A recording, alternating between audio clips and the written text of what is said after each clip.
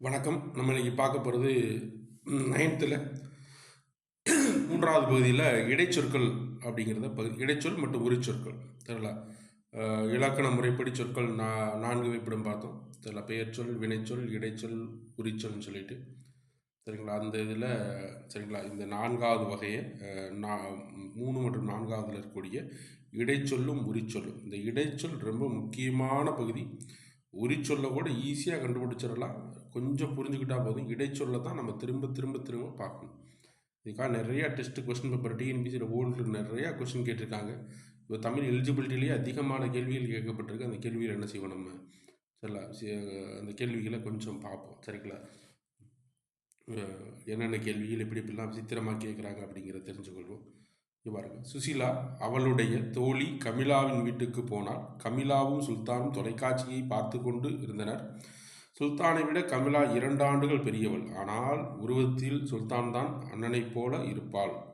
சுசிலாவை கண்டவுடன் கமிலா மகிழ்ச்சி அடைந்தாள்.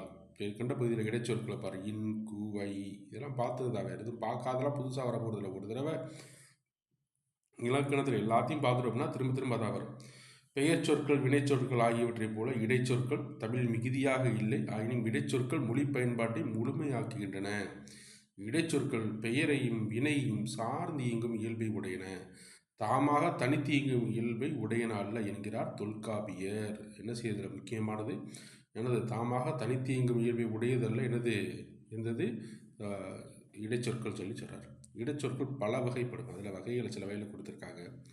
தெரியல, வேற்றுமை உருபு ஐ, ஆள், கு, இன்னது, கண் பார்த்தோம். 8 வேற்றுமைகளில் 6 வேற்றுமைகளில் உறுப்புகள் இருக்காது.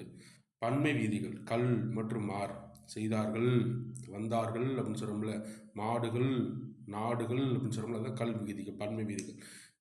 திணையான வேறு திணை அற்றினில் வரக்கூடியது. தெரியல, சென்றான், சென்றால், வந்தார்கள், சென்றார்கள், வந்தது, சென்றது, வந்தன தெரியல. அதெல்லாம் எது பால் விகுதி மற்றும் திணை விதியில் வரக்கூடியது. கால இடைநிலையில் கிறு, கின்று, ஆனின்று சில என்னென்ன காலம், இறந்த காலம், நிகழ்காலத்தில் வரக்கூடியது. பெயரச்ச வினையச்ச விதியில் ஆல்ரெடி பார்த்துருப்போம். அதில் போன வீடியோவில் பார்த்தோம்.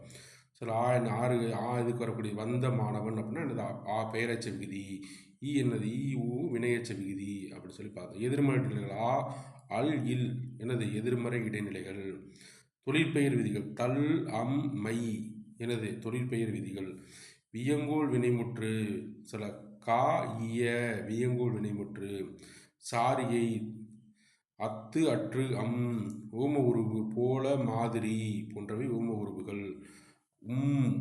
அல்லது, இல்லை என்றால், ஆனால், ஓ, ஆகவே, ஆயினும், எனினும் போன்றவை என்னது இணைப்பிடை சொற்கள். இது அப்புறம் முக்கியமானது, இதை கூட கண்டுபிடிச்சிடலாம். இதை பாருங்க, அல்லது, இல்லை என்றால், ஆனால், ஓ போன்ற இணைப்பிடை சொற்கள் மிக முக்கியமாக இருக்குது. அதோ போல் இங்கே பாருங்கள், திரும்ப இணைப்பிடை சொற்கள் ஓ, ஏ, தான், மட்டும், ஆவது, கூட, ஆ, அம், மூலம், கொண்டு, இருந்து, பற்றி, வரை, ஆ, ஓ போன்றவையும் இடைப்பெற சொற்கள். ஆ, ஏ, தான், மட்டும், ஆவது, கூட, இடைப்பெற சொற்கள் தற்கால மீதியாக பயன்படுத்தப்பட்டுள்ளன. என்னும் இடைச்சொல் எதிர்மறை சிறப்பு, ஐயம், எச்சம், முற்று, அளவை, தெரிநிலை, ஆக்கம் எனும் பொருளில் வரும். என்னும் இடைச்சொல் எந்த இடத்துல வரும் நல்லா பார்த்துக்கோங்க, மிக முக்கியமானதுப்பா. என்னும் இடைச்சொல், என்னும் கூடக்கூடிய இடைச்சொல் எதிர்மறை இடத்துல வரும். மழை பெய்தும் புழக்கம் இல்லை, புழக்கம் குறையவில்லை. அதுக்கடுத்து பாடகர்களும் போற்றும் பாடகர் அப்படின்னு சொல்லி சொல்றாங்க.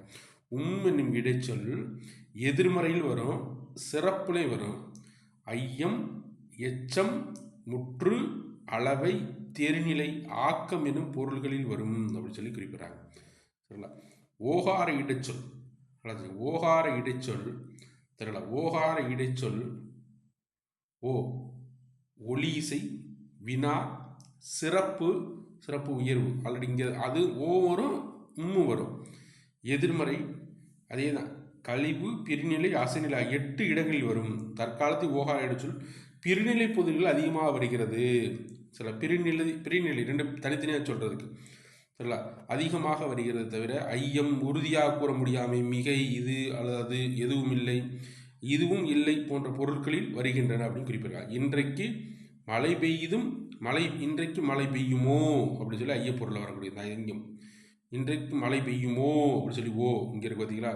பூங்கொடியோ மலர்கொடியோ அப்படின்னு சொல்லி ஓல வருது. இது அல்லது அது தெரியல. இது அல்லது அது ஐயம் போன்ற இடத்துல எந்த இது வரும் ஓ அப்படிங்கிறத குறிப்பிட்றாங்க. பாலுவோ கண்ணனோ பேசாதீர்கள், இதுவும் இல்லை அதுவும் இல்லை தெரியல போன்ற இடங்களில் எது வருது இந்த ஓ என்ற இடைச்சொல் வருவதாக குறிப்பிட்றாங்க. அதில் ஏ பாருங்க, ஏகார இடைச்சொல் பிரிநிலை வினா ஆல்ரெடி வினாமல் தெரியும் எண் ஈற்றசை தேற்றம் இசைநிறை போன்ற 6 பொருட்களில் வரும். இது 8 பொருள் வருமா, 8 பொருள் வரும், இது 6 பொருள் வரும். ஏ தற்கால ஏகார தோற்றத்தில் அழுத்து இங்கே இது முக்கியம். இங்கே வந்து வரி பதி 8 நன்னூல் குறிப்பிடுது 8 6 இடத்துல வரைஞ்சிட்டு நன்னூல் குறிப்பிடும் போட்டாங்க. இங்கே பாருங்க, தற்காலத்தில் ஏகார தேற்ற பொருளில் தேற்றம்னா அழுத்தம், தேற்ற அழுத்தத்தில் மட்டுமே வரும். அண்ணல் காந்தியடிகள் அன்றே சொன்னார். இந்த இடத்துல அன்றே சொன்னார் சரிங்களா. அதுக்கடுத்து நடந்தே வந்தேன் அழுத்த பொருளில் வருகிறது சரிங்களா. அதுக்கடுத்து தான் என்னும் இடைச்சொல் தான் என்னும் இடைச்சொல் அழுத்த பொருளில் தான் வருகிறது. சொற்றில் எந்த சொல்லும் வருகிறது அதனை முதன்மைப்படுத்த சொற்றில் ஒரு முறை மட்டுமே வருகிறது. நிர்மலா தான் நேற்று விழாவில் பாடினார். நிர்மலா நேற்று தான் விழாவில் பாடினார். எதை சொல்கிறோமோ அதை அழுத்துது சரிங்களா. முக்கியம் முதன்மைப்படுத்தக்கூடியதாக. நிர்மலா நேற்று விழாவில் தான் பாடினாள். நிர்மலா நேற்று விழாவில் பாடினால்தான். வேறுபாட்டை உணருங்கள். நிர்மலா பாடினால் தான் என்னும் விடைச்சொல் தானும் பாடினால் தெரியல போன்றவற்றை குறிப்பிட்டு சொல்கிறாங்க. மட்டு இது வரையறை பொருள் முடிச்சு வைக்கிறதுக்காக வருது. முடிந்தவரை குறிப்பிட்ட வரை குறிப்பிட்ட நேர வரை என்ன பொருள் வருது. படிப்பு மட்டும் இருந்தால் போதும். மட்டும்ங்கிறது படிப்பு மட்டும் வரையறை பொருள். ஒன்றும் வரையறைப்படுத்துறதுக்காக வரக்கூடிய பொருள் அது இது அப்படின்னு குறிப்பிட்றாங்க.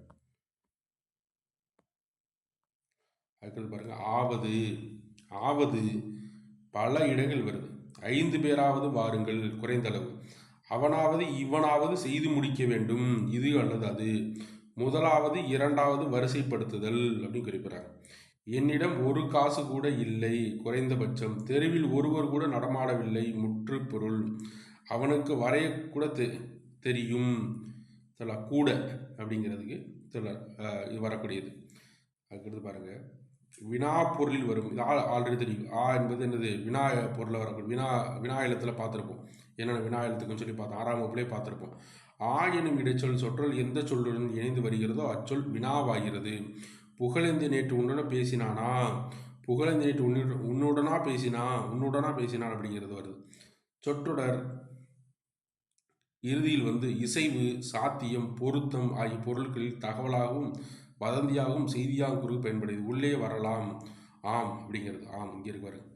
இனியன் தலைநகர் போகிறானாம் தகவல் செய்திகளை வருது. இறுதியில் இசைவு சாத்தியம் பொருத்தம் எனும் தகவல் வதந்தியாக வருது. பறக்கும் தொற்று நேற்று பறந்ததாம் இறுதியில் தான் ஆம் அப்படிங்கிறது இதில் வருது. இறுதியில் வரக்கூடியது ஆம் அப்படிங்கிறது இறுதியில் வரக்கூடியது அப்படின்னு ஞாபகம் வச்சுங்க.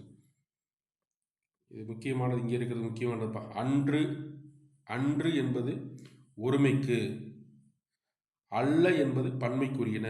இது பழமன்று, இதுனா ஒருமை சொல்லுது. இது பழமன்று, இவை பழங்கள் அல்ல. எல்லாரும் முக்கியமானது. எத்தனை என்பது எண்ணிக்கையை குறிக்கும். எத்தனை என்பது எதை குறிக்கும்? எண்ணிக்கையை குறிக்கும். எத்துணை என்பது அளவையும் காலத்தையும் குறிக்கும். எத்துணை என்பது என்ன செய்யும்? எத்தனை என்பது எண்ணிக்கையை மட்டும் குறிக்கும். எத்துணை என்பது அளவையும் காலத்தையும் குறிக்கும். எத்தனை நூல்கள் நல்லா தெரியும். பார்க்குறப்ப ஈஸி மாதிரி தெரியும். நல்லா தெரியும். எத்தனை என்பது எண்ணிக்கையை குறிக்கும். துணை என்பது எதை குறிக்கக்கூடியது? 3 சொல்லி வந்துச்சுன்னா அளவையும் காலத்தையும் குறிக்கிறது. எத்துணை பெரிய மரம், எத்துணை ஆண்டு பழமையானது அப்படின்னு குறிப்பிட்றாங்க. உரிச்சொல் ரொம்ப ஈஸியானதுதான். உரிச்சொற்கள் பெயர்களையும் வினைகளையும் சேர்த்து பொருள் உணர்த்துகின்றன. உரிச்சொல் இசை குறிப்பு பண்பு எனும் பொருளுக்கு உரியதாய் வரும். உரிச்சொற்கள் ஒவ்வொன்றுக்கும் தனித்த பொருள் உடையவை, ஆனால் தனித்து வழங்கப்படுவதில்லை. உரிச்சொற்களுக்கே உரியன என நன்னூல் கூறுகிறார். உரிச்சொல் தனியாக பொருள் கிடையாது. பெயர்ச்சொல்லோ வினைச்சொல்லோட சேர்ந்து மட்டும்தான் வரும் சரிங்களா. அப்படி வர்றப்ப இந்த கடிமலர் அப்படின்னா என்னது? மனமிக்க மலர். கடி என்றால் அந்த மனமிக்க மலர். அதே கடி நகர காவல் நகரம்னு சொல்லுது. கடி விடுதும் விரைவாக சொல்லுவோம். கம்பராமாயணத்தில் வருது இந்த வார்த்தை. கடி நுனி அப்படின்னா கூர்மையான நுனி. ஒரு தவ நனி போன்ற உரிச்சொற்களும் மிகுதி என்னும் பொருளில் வருகிறது. உருபசி தவச்சிறிது நனி நன்று போன்ற பல சொல் ஒரு பொருளாக வருகிறது குறிப்பிடார். உரிச்சல் சென்டென்ஸ் கொடுத்துருக்காங்க. உரிச்சொற்கள் பெயரையும் வினையும் சார்ந்து அவற்றுக்கு முன்னால் பொருள் உணர்த்தும். பல சொல் ஒரு பொருள் உரித்தாய் வருவது உண்டு. பல சொல் ஒரு பொருளுக்குரியதாய் வரும். இப்படி வரும், அப்படி வரும். மல, குல என்பவரிலிருந்து உருவானவை மழலை, குழந்தை போன்ற சொற்கள். உவப்பு, உவகை, பசப்பு, நிறமங்குதல், பயப்பு, பயன் போன்றவை அப்படி பயன்படுத்தப்படுகின்றன. செழுமை என்பது செழிப்பு, செழித்த, செழிக்கும் என பெயராகவும் வினையாகவும் பயன்படுத்தப்படுகிறது. விழுமம் என்பது விழுப்பம், விழுமுதல், விழுமியம் என பெயராகவும் வினையாகவும் பயன்படுத்தப்படுது. பிற உரிச்சொற்களும் அவ்வாறு தற்காலத்தில் என்ன செய்யப்படுது, பயன்படுத்தப்படுது அப்படின்னு குறிப்பிட்றாங்க. சரிங்களா? இது இந்த பாரா முக்கியமானதுப்பா. செழுமை என்பது செழிப்பு, செழுமையை எப்படி சொல்ற வந்துரு. செழுமை என்பது செழிப்பு, செழித்த, செழிக்கும் என பெயராகவும் வினையாகவும் பயன்படுத்தப்படுகிறது. விழுமம் என்பது விழுப்பம் அல்லது என்னது விழுமுதல், விழுமியம் எனும் பெயராகவும் வினையாகவும் பயன்படுத்தப்படுகிறது. பிற உரிச்சொற்களும் அவ்வாறு தற்காலத்தில் பயன்படுத்தப்படுகிறது. 9th புக்கில் புணர்ச்சி அப்படிங்கிற பகுதியை பார்க்க போகிறோம். இந்த புணர்ச்சிங்கிற பகுதி 9th புக்கில் முக்கியமான பகுதியும் கூட. நம்மளுக்கு அதிகப்படியான கேள்விகளும் என்ன சில பகுதியில் கேட்கலாம். நிலைமொழி வறுமொழினா வரணும் தெரிஞ்சோம். புணர்ச்சி என்பது இரண்டு சொற்களுக்கு இடையே நிகழ்வது. இரண்டுக்கு மேற்பட்ட சொற்களாக இருந்தாலும் நிலைமொழி வறுமொழி நிலைமொழியாக நிற்கும். எனவே இரு மொழிகளுக்கிடையே நிகழ்வுதான் புணர்ச்சி. இரு சொல்லோடு ஒட்டுக்களோ இன்னொரு சொல்லோ இணையலாம். இவ்வாறு இணையும் போது ஒரு ஒளி மாற்றங்கள் நிகழ்வதுண்டு. மாற்றம் இல்லாமலும் சேர்வதுண்டு. சரிங்களா? புணர்ச்சியில் நிலைமொழியின் இறுதி எழுத்தை பொறுத்தே உயிரீறு மெய்யீறு எனவும் வறுமொழியின் முதலெழுத்தை பொறுத்தே உயிர் முதல் மெய் முதல் எனவும் பிரிக்கலாம் அப்படின்னு குறிப்பிடார். புணர்மொழியின் இயல்பு. எழுத்து வகையால் சொற்கள் 4 வகைப்படும். உயிரீருன்னு குறிப்பிட்றாங்க. புணர்மொழியில் எழுத்து வகை 4. ஒன்று கலை, அழகுன்னு சொல்கிறாங்கன்னா, உயிரீர்னா இங்கே எப்படி படிச்சிருப்போம், கலை, லை என்ற எழுத்து எப்படி உருவாயிருக்கும், லை என்ற எழுத்து இல் கூட்டல் ஐ அப்படின்னு உருவாயிருக்கும். அதான் குறிப்பிட்றாங்க. இந்த இடத்துல உயிரீறு. இது மண்குடம், என் மெய் எழுத்து, மெய். இதில் வாழை, வாழை இலைன்னு இருக்கா, இந்த எழுத்தை சொல்கிறாங்க. இலை என்பது உயிர் முதல், இது மெய் முதல். இம்மு எப்படி உருவாயிருக்கும், இம்மு கூட்டல் சரிங்களா ஆ. அப்போ தான் இம்மு என்னது மெய் முதல் குறிப்பிட்றாங்க. புணர்ச்சி நிலைமொழி இறுதி எழுத்து வறுமொழி முதல் எழுத்து அடிப்படை 4ஆக பிரிக்கலாம். உயிர் முன் உயிர், இது 2 அடிப்படையாக வச்சு. இதுக்கும் இந்த மண் அடிக்கும் இப்படி வருது. மண்ணுங்கிறது இன்னு ப்ளஸ் ஈயா, இ ஆ. அப்போ உயிர் முன் உயிர், இங்கே உயிர் இருக்குது, ஈ இருக்குது, கடைசியில் ஈ தானே. மணி என்பதை எப்படி பிரிப்போம், இன்னு கூட்டல் ஈன்னு பிரிப்போம். அப்போ ஈ என்பது என்னது உயிரெழுத்து, இங்கே அடி என்பது உயிரெழுத்து. அப்போ உயிர் முன் உயிர். சரிங்களா? அதுக்கடுத்து இன்னு மெய்முன், இங்கே இருக்கும் பனி, பனி இதில் பனி இடத்துல பெருசாடி வரும், அந்த இடத்துல ஈ தான் வரும், ஈ. இங்கே இடத்துல இக்கு வருமா, இக்கு ப்ளஸ் ஆ தானே, இக்கு ப்ளஸ் ஆ தான் காண் வந்துருக்கும். அப்போ இக்கு உயிர் முதல் மெய், உயிர் முன் மெய் அப்படிங்கிறது. அதுக்கடுத்து மெய் முதல் உயிர், மெய் முன் மெய், மரம், கிளை, இக்கு ப்ளஸ் இ, கிளைன்னு வந்திருக்கு. அவ்வளோதான். இயல்பு புணர்ச்சி, விகார புணர்ச்சி. புணர்ச்சியில் நிலைமொழியும் வறுமொழியும் அடையும் மாற்றங்களின் அடிப்படையில் புணர்ச்சி இரு வகைகளாக படுத்தலாம். புணர்ச்சியின் போது மாற்றங்கள் ஏதுமின்றி இயல்பாக புணர்வது இயல்பு புணர்ச்சி எனப்படும். வாழை மரம், செடி கொடி, மண் மலை போன்ற எந்த மாற்றம் நிகழ்ந்தால் அது விகார புணர்ச்சி எனப்படும். சரிங்களா? எதுவுமே இயல்பாகவும் புணரும், இது மாதிரி இயல்பாகவும் புணரும், மாற்றங்களோடு என்ன செய்யும் புணரும் அப்படின்னு குறிப்பிட்றாங்க. அதன் அடிப்படையில் தோன்றல், திரிதல், கெடுதல் 3 வகையான மாற்றங்கள் ஏற்படுது. தோன்றல், நுழைவு தேர்வு, இத்து என்ன செய்ய தோன்றியிருக்கு. கல்லூரி சாலை, இத்து தோன்றியிருக்கு. பற்பசை என்ன செய்ய இல் எனாக இருக்கு, இர்ராக மாறி இருக்கு. புறநானூறு என்பதில் என்ன செய்திருக்கு, இம் கெட்டு என்ன வந்திருக்கு, புறம் இம்மு கெட்டு வந்திருக்கு, கெடுதல் அப்படிங்கிறது வந்திருக்கு. இப்போ உயிரீற்று புணர்ச்சி நல்லதுங்க, முக்கியமானது. உயிரை ஈராக உடைய சொற்களின் முன் உயிர் முதலாக உடைய சொற்கள் வந்தால் ரெண்டு சொற்கள் இருக்குது, நிலைமொழி வறுமொழி இருக்குது. ரெண்டுலேயுமே கடைசி எழுத்து, இதில் கடைசி எழுத்து உயிராக இருக்குது, இந்த இடத்துல கடைசி எழுத்து உயிராக இருக்குது. அப்போ ரெண்டும் சேர்றவை எப்படி சேரும், சார் ஒன்று மெய்யும் உயிர் இருந்தால் சேர்ந்துடும், உயிரும் மெய் இருந்தால் சேரும். இல்லை அப்படின்னா எப்படி சேரும் அப்படின்னா, இங்கே பாருங்கள், அப்போது சொற்கள் சேராமல் தனித்து நிற்கும். இவ்வாறு சேராத உயிரொலிகளை ஒன்று சேர்ப்பதற்கு மெய் தோன்றும், புதிதாக ஒரு மெய் எழுத்துங்கிற வந்துடும். அதுதான் என்னது, உயிரும் சேரும் இடத்தில், உயிரும் சேரும் இடத்தில் என்ன வருது, ஒரு மெய் வருகிறது. அதுதான் என்னது, உடன்படும் மெய் அப்படின்னு குறிப்பிட்றாங்க.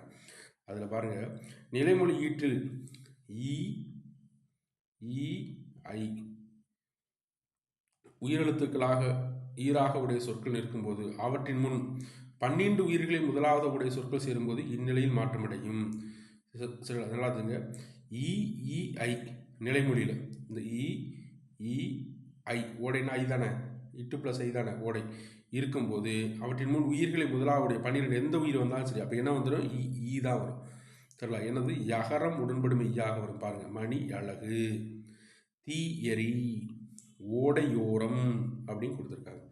இஇ தவிர, இந்த 3 தவிர நல்லாத்துக்கு, இஇஐ தவிர பிற உயிரெழுத்துக்கள் நிலைமொழியாக வரும்போது, நிலைமொழினா முதல்ல இருக்கக்கூடிய மொழி, அதுக்கடுத்து வருமொழி வரும்போது அவற்றின் முன் வருமொழி 12 உயிர்களும் வந்து புணர்கள் வகர மெய் தோன்றும். என்ன மெய் தோன்றும்? வகர மெய் தோன்றும்ன்றாங்க. பல பல உயிர் தலை இவ் வந்திருக்கா. இப்போ என்ன செய்யும்? மித்ததில் இந்த இடத்துல சில ஈ தர என்ன வந்தாலும் சரி, என்ன வந்துடுது? இவ் வந்துடும். பல உயிர் பாவினம் நிலைமொழி ஈராக ஏகாரம் வந்து வருமொழியின் 12 உயிரெழுத்துக்களாவுடைய சொற்கள் வந்து சரிங்களா புணர்கையில் யகரமோ வகரமோ தோன்றும். சேவடி, சேவடி, தேவாரம் அப்படின்னு சொல்லி இவனை குற்றியலுகுற புணர்ச்சி.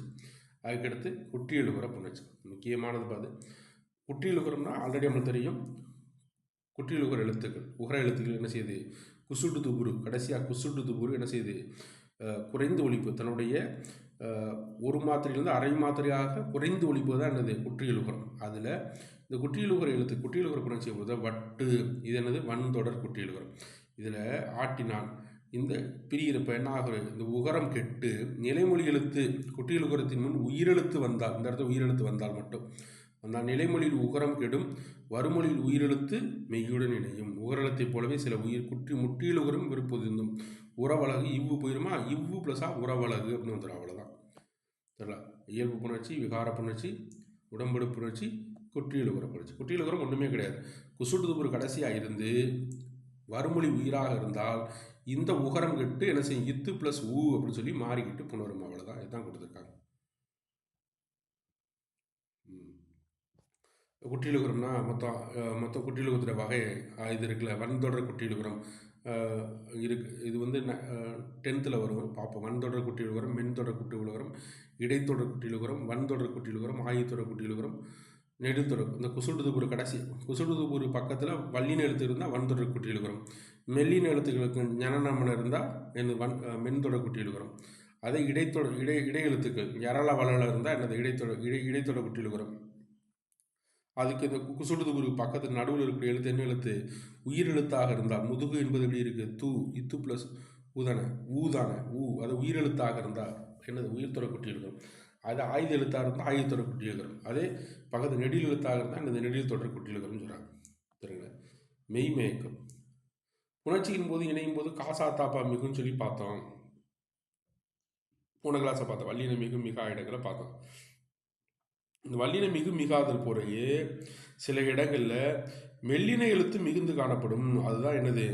என்ன எழுத்துக்கு? ஞான், ஜா, நாமா. யகர ஈற்று சொற்களுக்கு முன் மெல்லின மிகும். நல்லா தெரியும். யகர ஈற்று சொற்களுக்கு முன் மெய் மயக்கம் அப்படின்னு வந்து இம் வரும். இந்த 4 எழுத்து மட்டும்தான். அங்கே எப்படி கசத்தப்பாவோ அது மாதிரி இங்கேயும் மெல்லின எழுத்து என்ன எழுத்துக்கள்? ஞ, ஞ, நா, மா. நல்லா போச்சுங்க. வேற்றுநிலை மெய்மயக்கத்தில் வேய்குழல் அப்படிங்க வெய்குழல், பால் கிணறு அப்படின்னு சொல்லி என்ன செய்யும்? மாறும். சரிங்களா? அதுக்கடுத்து புலி என்னும் சுவைப்பெயர் முன் வல்லெழுத்து மட்டுமின்றி மெல்லினம் வரும்.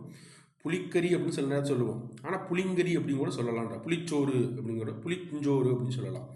உயிரெழுத்தை இறுதியில் கொண்ட மரப்பெயர்களுக்கு முன் உயிரெழுத்தை இறுதியாக கொண்ட மரப்பெயர்கள் விழா, மா என்பது உயிரெழுத்தை கொண்ட மரப்பெயர். அப்போ மாம்பழம், விளாங்காய் அப்படின்னு சொல்லி வருன்றாங்க. பூ என்னும் வல்லினத்தோடு மெல்லினம் போகும். பூக்கொடி அப்படின்னு சொல்லலாம், பூங்கொடின்னு சொல்லலான்றாங்க. இந்த இருக்குது. இந்த இடத்துல என்ன சொல்கிறாங்க? புலி என்னும் பேருக்கு வல்லெழுத்து மட்டும் மிகாது. அது மாதிரி பூவுக்கு புலி ரெண்டும் ஒரே மாதிரி தான். உயிரெழுத்து இடையாக மரப்பெயர்களுக்கு பின் மாமரம் இம் வரும். தெரியல. விளாங்காய் அப்படின்னு சொல்லி கூட விளம்மரம் விலங்காய் அப்படின்னு சொல்ல விலங்கரம் அப்படின்னு சொல்லி சொல்கிறாங்க. விலங்காய் அப்படின்னு சொல்லி குறிப்பிட்றாங்க. ஓகேவா? யாருங்க இப்போ பார்க்க போகிறது ஆகுபெயர். இந்த ஆகுபெயர் என்பது நமக்கு முக்கியமான பகுதி. 9th புக்கில் இருக்கக்கூடிய ஒரு பாடம். இந்த இதில் ஆகுபெயர் என்பது பாருங்கள். கலாம் சாட் கண்டுபிடித்த பள்ளி மாணவனை ஊரே பாராட்டியது அப்படின்னு சொல்கிறாங்க. இந்த இடத்துல ஊர் என்பது யாரை குறிப்பிடுகிறது? ஊரை சொல்லுது. ஊரில் உள்ள மக்களை சொல்கிறது. பெண்களை கேலி செய்த இளைஞரை ஊரே இகழ்ந்தது. இந்த ஊர் என்பது மக்களை குறிப்பிடுகிறது. அப்போ ஒரு இடப்பெயர் என்ன செய்யுது, அந்த ஒரு இடத்தை குறிக்காமல் அது தொடர்புடைய மக்களை குறிக்கிறது பார்த்தீங்கன்னா ஆகுபெயர். நல்லா புரிஞ்சுக்கிறணும். அதுடைய பெயர் அதையே குறித்தால் சொல்லலாம். கலாம் சாட் கண்டுபிடித்த பள்ளி மாணவனை ஊர் மக்கள் பாராட்டினான்னு சொன்னால் ஆகுபெயர் ஆகாது. ஊரே பாராட்டின்னு சொல்லும்போது ஆகுபெயர். ஊர் என்பது இடப்பெயர், அது மக்களுக்கு ஆகி வருதுல, அதுதான் ஆகுபெயர். நல்லா தெரிஞ்சுக்க. பொருளை உணர்த்தி விட்டால் ஆகாது, ஆகுபெயர் ஆகாது. பொருளை உணர்த்தாமல் அது உணர்த்தக்கூடிய செயலை செஞ்சால் அது என்னது ஆகுபெயர்னு குறிப்பிட்றாங்க. இத்தொகை ஒன்றின் இயற்பெயர் அதனோடு தொடர்புடைய மற்றொன்றுக்கு தொன்று தொட்டு ஆகி வருவது ஆகுபெயர் எனப்படும். ஆகுபெயர் 16ஆக வகைப்படுத்த சிலதை கொடுத்துருக்காங்க. ஃபஸ்ட்டு பார்ப்போம். முல்லையை தொடுத்தால், இது பொருளாகுபெயர் அல்லது முதலாகுபெயர்னு சொல்கிறாங்க. நல்லா புரிஞ்சுக்கணும். முல்லையை தொடுத்தால், முல்லை என்பது பெரிய செடி, அதில் செடியை எடுத்து தொடுக்கலை, அதில் உள்ள பூவை தான் தொடுக்கிறா. முதற் பொருள் அது சினைப்பொருளுக்கு ஆகுது, அதனால் அது என்னது பொருளாகு பெயர் அல்லது முதலாகு பெயர் அப்படின்னு சொல்கிறோம். முதற் பொருள் எந்த பொருளுக்கு ஆகுது, சினைப்பொருளுக்கு ஆகுது. அதாவது முல்லையை தொடுத்தால், முல்லையை சூடினால் கூட வச்சுக்கோங்க. முல்லையை சூடினால்னா முழு செடியை எடுத்து தலையில் வைக்கலாவ, எதை சூடியிருக்கா, அந்த பூ பெரிய முல்லை செடியில் உள்ள சின்ன பூ எடுத்து என்ன செஞ்சிருக்கா, தலையில் சொல்லியிருக்கா. அப்போ அது என்ன பெயர், முதற் பொருள் சினைப்பொருளுக்கு ஆகுவதால் என்ன ஆகு பெயர், என்ன ஆகு பெயர் ஆகுது, இது முதலாகவே அல்லது பொருளாகவேன்னு பேர் வச்சிருக்காங்க. அவ்வளோதான். அதுக்கடுத்து வகுப்பறை சிரித்தது, வகுப்பறை சிரிக்கலை, வகுப்பறை உள்ள மாணவர்கள் சிரித்தனர். அப்போ என்னது இடவாகு பெயர். வகுப்பறையில் மாணவர்கள் சிரித்தான்னு ஆகு பெயர் ஆகாது. சரிங்களா, தெளிப்படையாக சொல்லிடுச்சு, அது ஆகி வரல, நேரடியாக சொற்றொடர் ஆகிடுச்சு. அதுக்கடுத்து பாரு, கார் அறுத்தால், கார் காலத்தில் விளைந்த பயிரை அறுத்தால், அப்போ என்னது காலவாகு பெயர். அவ்வளோதான், முடிஞ்சு போச்சு. மறிக்கொழுந்து நட்டான், நல்லா புரிஞ்சுங்க. இதையும் முதல்ல உள்ளதையும் கம்பேரிட்டிவ் பண்ணிக்கிடுவோம்.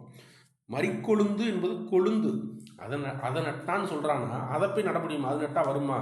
அப்போ என்ன நட்டுருக்கான், செடியை நட்டுருக்கான், மறிக்கொழுந்து செடியை நட்டுருக்கான். ஆனால் நம்ம சொல்கிறோம் எப்படி சொல்லுவோம், மறிக்கொழுந்து நட்டான்னு சொல்ல பார்த்தீங்கன்னா, அப்போ சினையை சொல்லி பொருளுக்கு ஆகி வருவதால் என்னது சினையாகு பெயர். அவ்வளோதான். சினையை சொல்லி பொருளுக்கு ஆகி வருவதால் இது என்ன பேர், சினையாகு பெயர். மஞ்சள் பூசினால், மஞ்சள் என்பது நிறம், அது ஒரு பண்பு. மஞ்சளை பூசலை, அந்த பண்பு எடுத்து அவள் பூசிக்கல. மஞ்சள் நிறமுடைய கிழங்கு, மஞ்சளை நிறத்தை கொடுக்கக்கூடிய கிழங்கை பூசினாள். மஞ்சள் கிழங்கு பூசினால் நம்ம சொல்ல மாட்டோம், மஞ்சளை பூசினால் அப்படின்னு சொல்கிறோம். அப்போ என்னது, இது பண்பாகு பெயர். அவ்வளோதான்.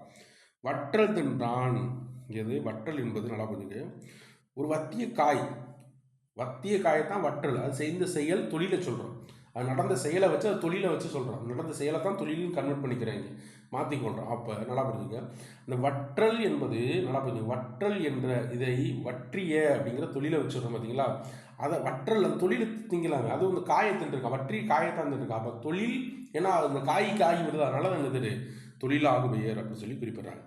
வானொலி கேட்டு மகிழ்ந்தான், வானொலியை கேட்டு மகிழல, வானொலியிலிருந்து வரக்கூடிய ஓசையை கேட்டு மகிழ்ந்தான். அப்போ கருவி இன்னொன்று காய் வருதுல, அதனால தான் என்னது கருவியாக பெயர். அதுக்கடுத்து பைங்கூழ் வளர்ந்தது, காரியாவாக பெயர். கூழ் என்னும் காரியம் அதன் கருவியாகிய பயிருக்கு ஆகி வந்தது, இதனால அது என்னது பைங்கூழ் வளர்ந்தது. ஞாபகம் வச்சுங்க, காரியவாகு பெயர் ஞாபகம் வச்சுக்கணும். முக்கியமான அடிக்கடிக்கு அப்படி கேட்குறது, அப்படி இதை கேட்பாங்க. அதுக்கடுத்து இது ரொம்ப ஈஸியானது. அறிஞர் அண்ணாவே படிக்கிறேன், அறிஞர் அண்ணாவே படிக்கிறேன், கருத்தாவாகு பெயர். அறிஞர் அண்ணாவை படிக்கிறேன், கருத்தாக பெயர். ஏன்னா அறிஞர் அண்ணா படிக்கல, அவர் எழுதி கருத்துக்களை படிக்கிறார். அண்ணா அந்த இடத்துக்கு எதுக்கு மாறுறாரு, கருத்துக்களுக்கு மாறுறாரு.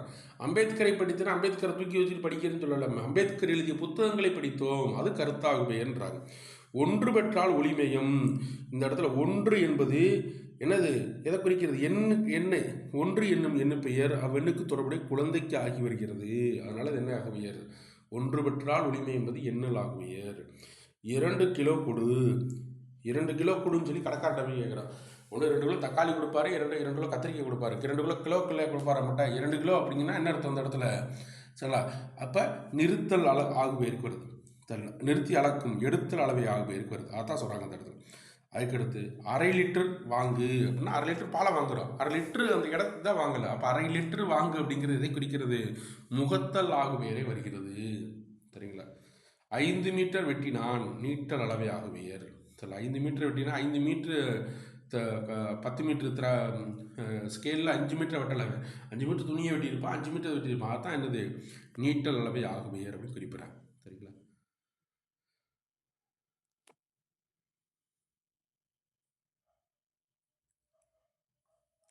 இங்கே தமிழரசி வள்ளுவரை ஓவியமாக வரைந்தால், தமிழரசி வள்ளுவரை படித்தால். எது ஆகுபெயர்? இதுதான் ஆகுபெயர்.